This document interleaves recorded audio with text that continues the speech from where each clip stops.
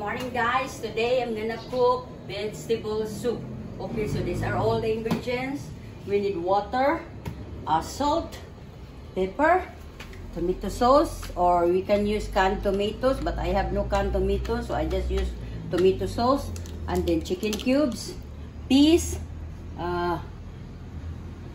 corn, sweet corn, and then beans, carrots and potatoes, and then we put chicken fillet, and then onions, spring onions, tomatoes and garlic. 1 tablespoon of oil. Okay, to start, saute the garlic.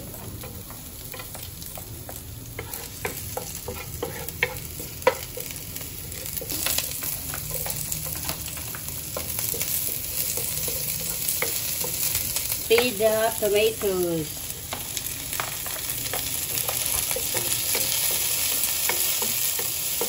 The white spring onions. Okay. Chicken fillet. So, okay.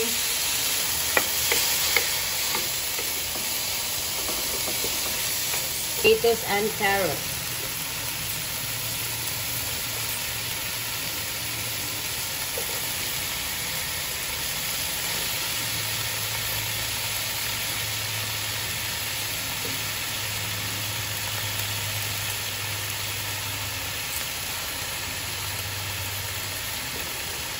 Tomato sauce, because we do not have canned tomatoes.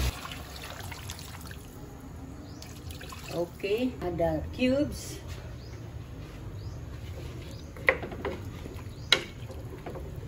And then guys, you're gonna add black pepper.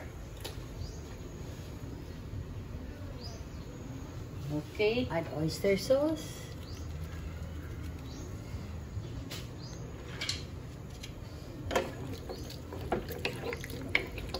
And then guys, we're gonna cover and simmer. Carrots become softened or cooked. Cup of water. And then the potatoes and carrots are cooked already. So we're gonna add the peas, the sweet corn. Okay guys. Oh my god, it's super yummy na. Okay, we're gonna simmer for how many minutes? Like 5 or 4 minutes. Okay, and we'll be right back. Our vegetable soup is done. Look at that one guys. Oh, it's very yummy. Okay, I'm gonna taste it.